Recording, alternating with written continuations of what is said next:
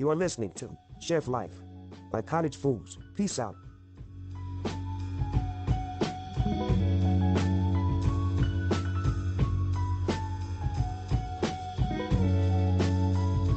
Hi guys, welcome to another episode of Chef Life. Today we're with Shane Zhao. We're at the lovely Woodhall Spa in Weatherby. Keen to hear a bit more. Shane, we've been working together for about a year, met at Grantley Hall. And yeah, I love working with her, love the food. And we've got some nice little things thrown today in terms of sampling, some new products we've got for Shane. So we'll probably start with just a bit more, learn a bit more about Shane and then go into the sampling. So over to you, mate. So where do you start? What brings you here today? Well, I think it's more about you and your products. Okay. That's why I love to do things like this. And nowadays, I think it's very important to have a channel for chefs to communicate. Definitely. I really love the idea to gather all the idea from chefs. Yeah, awesome. So where were you before? So how did you get into your career then? So where did you start? And Well, long story. go for it. We like long stories. So I studied 2 years of cooking. We call TAFE in Australia, in Melbourne. Okay. That back to 2018. Right, fantastic. And then start working straight away, like a few casual jobs at the same time. Yeah. And since then never stopped, really. Fantastic. And I live in Australia about 9.5 years before I moved here. Yeah. And I moved here is literally just keep working all the Fantastic. time in this industry. So what brought you from Australia to here then? Just fancy the change or the scene or? Not really. Because of the husband. Oh, fair enough. There you go then. Yeah, so he's from here. And for me, I think it's a good opportunity to explore because in the UK, like in European country, we have a Michelin star restaurants. Yeah. However, I don't know why, but we don't have it in Australia. Okay. We have our own chef's hat. So I've worked in one chef's hat restaurant, Right. like in middle of nowhere, really, 3 Right. hours drive from Melbourne. Wow. But I think it's quite similar like Michelin star. Yeah. However, it's not Michelin star kind of restaurant. So I like to see what is the food like in the UK and how come people are so good at it. Yeah. So that's why I think it's really good opportunity for And me. do you find some of your influences from where you're from, does that affect how do you try and twist that into your cooking? And I think recently I realized more. awesome. Yeah. Because people ask me about my food. What is your food? What is the idea? Yeah. So I'm like, my food is quite mixed, just like me. Yeah. Yeah, That's the best though, man. Because my background from China, but somehow I live in Australia to start this career. Yeah. So it's the most important period of time in my life to learn cooking and then to kind of open my eyes as well. And then now when I was in Australia, I've done like French fine dining training, and I've done some Japanese cooking, Japanese restaurants. Yeah. I've done all sorts. But when I got here, it's more like to see the British food. It's slightly different from what I've been learning. Yeah. And at the same time, I work at Isho, which is another Japanese restaurant, work in Tato Chinese restaurants. Yeah. And now I'm at Woodhall as beautiful countryside. Yeah, classic English, yeah. Yeah, classic English. So it's a bit of a mixture, but I think that is definitely benefit me. Yeah. Because then when we're talking about Japanese ingredients or Chinese ingredients, I can kind of use them into my cooking. Yeah. And do you find your childhood in China, do you try and put that into every dish, or does it just naturally come through in terms of when you're thinking of menu? The flavour-wise, I think it's naturally come through. Fantastic. Because that's what we eat back home. Even now, once a week at least, or fancy a bit of Chinese food. Yeah. No, I love it. Yeah. So and when I was young, I just cook with my mom all the time. Fantastic. It's like a helping hand for my mom. So That must have been quite a culture change going from China to Australia, like because you had it language was. barriers and everything, like so much to learn. It was tough. It's like quite depressing for probably almost a year. It's a real to overcome that. That's fantastic. That's a real testament. Yeah, because Well, we've learned English from secondary school, Yeah. but we never got anyone to talk to. Yeah, sure. Yeah. So when I first got Australia, I fancy some Subway. I was like, oh, that sandwich looks good. Yeah. I don't know how to order it. I don't know the name of a jalapeno or lettuce, tomato. So I can only say, can I have this, that, this, and then point out. Yeah. So it was very funny, but I kind of not surround myself with Chinese people. Yeah. So I have the opportunity to talk to people. Yeah. Put yourself out there type thing. Yeah, exactly. I kind of forced myself into it. Fantastic. And then I got work in like a catering company, but everyone speaking English apart from me. So that is where I learned. Wow. As well. That's badass, man. Like that, just putting yourself out. Then I suppose the beauty of cooking to a degree is it's fun. It's it's universal, isn't it, in terms of how things taste. Yeah. But it was funny at the beginning because a lot of words are French. Right. Okay. In cooking. Right. So I'm like, it's hard enough to learn Yeah, English. Now I have to learn French. Shit. yeah. Oh man, no. But it was fun. It was fun. No, I think that's great. I mean, I think that those experiences in shaping food, I think with some of the best chefs we work with, like yourself, it's that journey of a mixture of things from their childhood all the way through to how they learn to where they are now, and then what inspires them. Like what we found really interesting is the Japanese and Chinese ingredients we do, like that universally piques attention of all these different chefs from loads of different backgrounds. And I think that's so interesting. It's kind of, it's still got that sort of Orient mystique, where it's exciting and it's different. And I think that's really interesting. And again, another reason why we push them so much. But what I've got for you today is some new, literally fresh off the boat for us. So we've got a mikan ponzu, which is vegan, so made with shiitake mushrooms. We've got an aged rice vinegar 3-year-old with sake kesu. We've got a red shisho syrup, which I thought you'd like, to be fair. And then we also have a green shisho syrup. So that to me is the best thing we've brought over in years. But this red one I think will really tie in for you. If you want to have I love it. Have a little try. I know you like your ponzus. It's just like some basic ingredients. Same in China. You have to take time to ferment it. Yeah. And then it's like got history behind it. Yeah. And then lately a few sauces you brought to me, they've got a story to tell like that. And that's very much where we're going with this is, we're going more and more towards depth and age of manufacture. Yeah. And, where there's a heritage behind the product. And more importantly, the product is being produced the same way for a long period of time. I mean, some of the soys we do, the barrels that are aged in a pre-World War I, they're that old, and you've got all that age of bacteria and nice stuff like working. And what I really like with the Japanese products in terms of the manufacture is that a lot of them are aged by the seasons, and I think that's really important, especially when you talk to people like yourself and other chefs we deal with at a high level. Everything's seasonal based and allowing the land and the world to do its thing, not forcing anything. And I like within our range how that ties through. What do you think of the mikan ponzu? I love it. It's great, isn't it? Really tangy. I think it's a sauce or a dressing. I think that could really. And then got the depth as well. Absolutely. Yeah. Absolutely. It's very interesting. This. Yeah. I love it. Could be quite good. Then let's move on to the one that I'm banking a lot on this, Shane. I think you'll like this. I think you'll like this. So this is red shisho leaf syrup. So again, could be used for a cocktail or dessert. A nice peppery, basil-y taste. I like shisho leaves. Yeah. It's so expensive, but it's amazing. Oh, this is really nice. Nailed it. I like the color as well.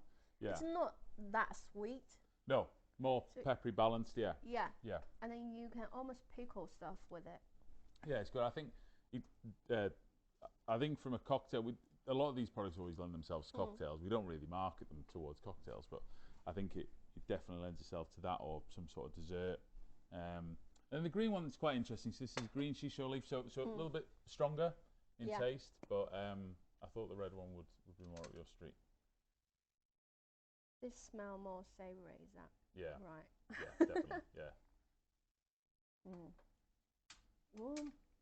It's got a place. It's not quite the red one. I think sort of piece de resistance, but yeah, it's. Has this got soy sauce in it? Yeah, it leaves it as a base. It's almost a very ponzu nice. to a degree. That tastes more shiso. Yeah, yeah. I think it's for pickle or like cocktail will be amazing.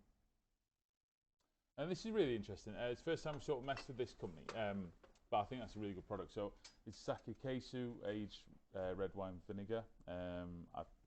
It's 3-year-old. I think it's quite vibrant in taste. It's got a lot of punch.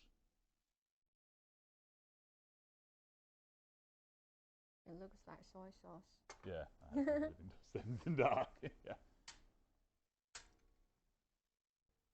It's quite rich.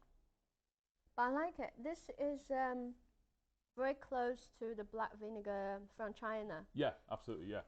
But not as strong. This is quite smooth. Yeah, I think the kesu kind of brings it back down, takes the edge off. And tastes alcohol. Is that yeah, sake? Yeah, sake kesu, yeah. It's kind of the cream off. But yeah, no, quite interesting. But yeah, because our next sort of iteration is we're trying to build out the Chinese range a little bit more and finding the right products within that. But that's quite a journey for us. We still feel there's still room to go with our Japanese products, but yeah, we want to start branching out a little bit more at the moment. But because you use such a mix of the Japanese and Chinese in your tasting menus and stuff. Yes. For the next tasting menu, I probably will go a bit further. Okay. At the moment, this is the first 7-course tasting menu I've done in this hotel. Yeah.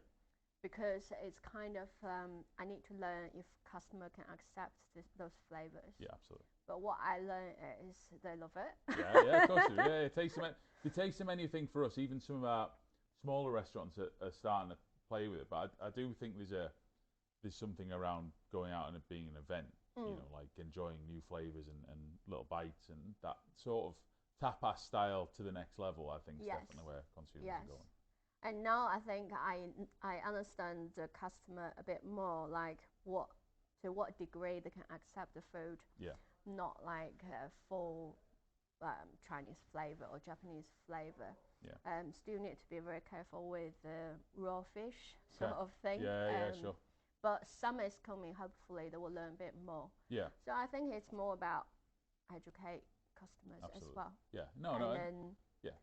They can educate through taste as well. I think that's a and once they understand, then they will have a better experience. Absolutely. I think because it's what chance you can have like Japanese or Chinese food in a hotel. It's splendid.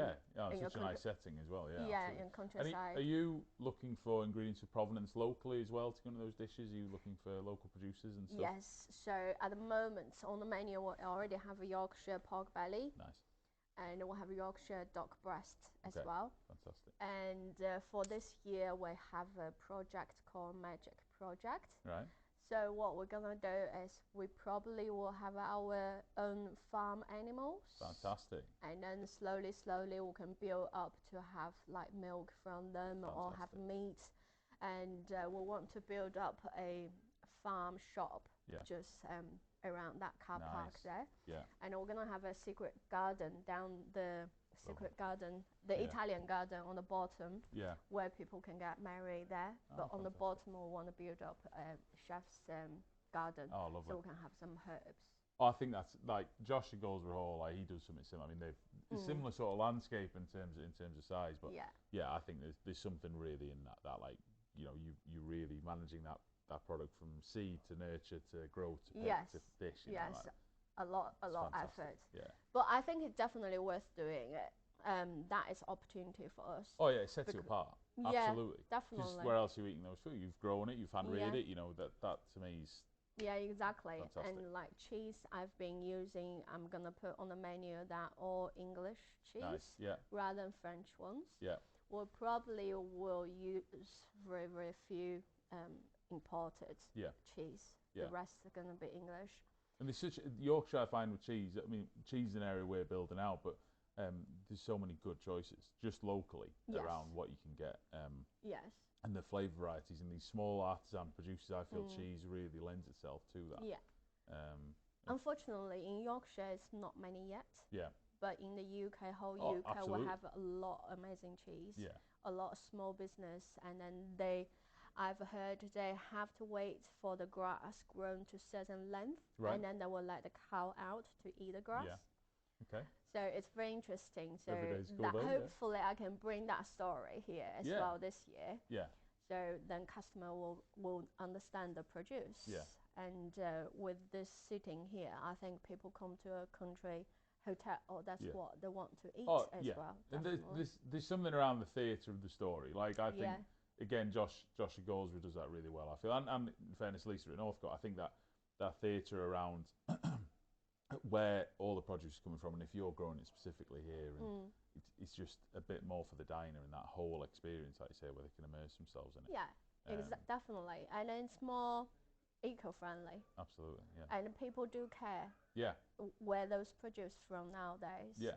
So I suppose from a chef perspective, that's really interesting because it's adding more strings to your bow in terms of learning all these other aspects of the food chain to build into your kitchen. Definitely, I like that learning because no one can say I know everything. Absolutely. So we learn different things, different flavor, different ingredients, and then like different technique, even like how to grow the herbs from seeds, like what you say. It's really interesting. I think that probably will be my next step to get more knowledge like this. Yeah. And there are opportunities from our suppliers and from the farmers, because they can just tell you how they, for example, how they make the cheese. Yeah, exactly. Yeah, so that's very interesting. If you think back to where we started on this, where you came from, like moving to Australia, figuring out how to order a Subway sandwich, to like where you are now with that, growing your own produce and rearing potentially. I can't believe it. That's fucking phenomenal. That's crazy. I can't believe it because sometimes I think, look, there are loads better chefs than me out there. I think so. They know a lot more things because probably they have a bit different background, different training from what I had. But it's also interesting to think, I never thought my life will be to this stage and to be a head chef for many years, and then to get the opportunity to know all those things, ingredients, all different business and restaurants, like catering, hotels. I've done it all, really. That's phenomenal. I never thought about that.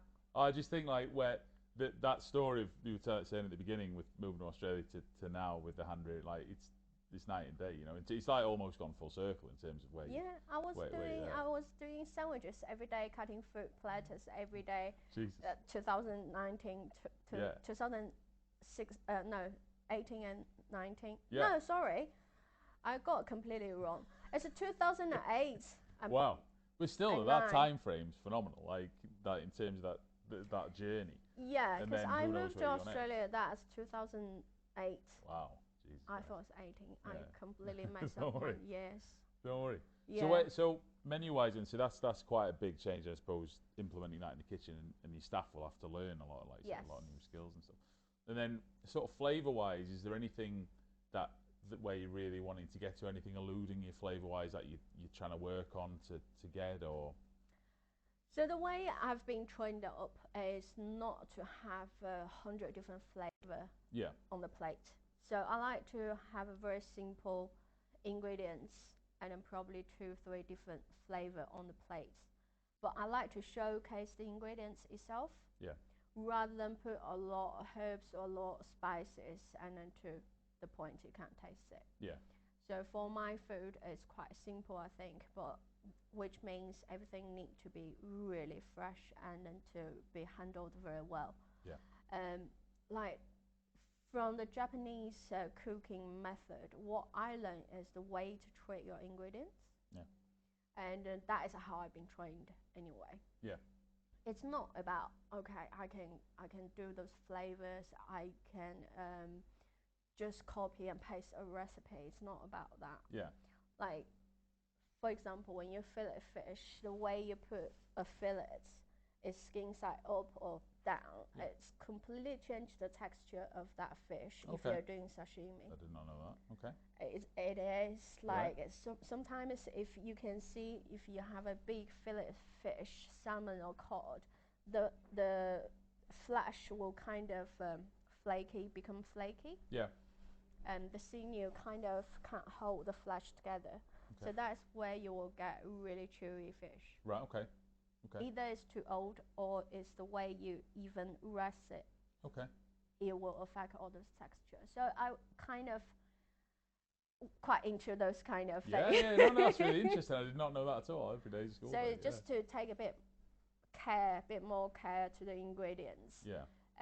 So that will maintain the flavor. And very simple. Sometimes even salt can bring so much flavor out of vegetables, let's say. So those small things, I think, is what I will focus on. Of course, some sauce like this, but then you will think, okay, what sauce should be for meat or for fish, and what kind of flavor I want to deliver. Yeah. So it's an interesting journey. Yeah. But of course, when you eat somewhere else, and then you learn from other chefs as well, it's very interesting. It is. I think that's the one thing since sort of coming into this for us, as we've sort of moved up to dealing with more chefs of your caliber. Like, we've noticed how much it's almost a community where everyone's kind of learning and emulating to a degree, like what the next person's done. And it's like one of my friends said it was quite competitive, and I'm like, I don't think it is. I think it's more so it's building on ideas all the time, and it's a bit to a degree how we started with the Japanese range. You know, one of our close friends, Thomas Labraski, he recommended, he really wanted this certain type of mirin. We found it, and then he took me on this journey, and then I've gone off and done my own thing, you know. So, and again, meeting you, you know, you've introduced me to some of the Chinese flavors, which is building up at this next range that we keep looking at. And, you know, I like that we get influenced by what you guys are doing, and then we try and equally bring to you things that we think you'll like. And that's most rewarding thing. Yeah, absolutely. Ever. Yeah, it is. I mean, like, it's a weird little game. I like that red shisha. When I tried that with the supplier, I was like, Shane's gonna fucking love this. I really love it. Each different products we try and think of the chef that it will fit into. I almost get giddy about them trying it. So but I like that. Like, in terms of a way of doing business in a partnership, I think that's really. From my background, I dealt with Tesco's and people like that in the past, and this is a lot more rewarding because then giving you something raw like this and seeing what you end up creating with it is mind blowing. You know, it is. It's amazing. So many people's effort from beginning to the plate. Yeah, absolutely. It is absolutely amazing. Yeah, that's great. I love it. Well, listen, thank you so much for your time. We love working with you. You're one of my faves, always have been. But Rianne's here today to do some awesome filming with you and see you knock some great stuff from the kitchen. So people can find your social media. Come try a new menu at Woodhall Spa in Weatherby. And thank you very much for your time, Shane. Thank you very much. You have been listening to Chef Life by Cottage Foods. Find out more about our range of world-class ingredients at our website or follow us on Instagram. Until the next time.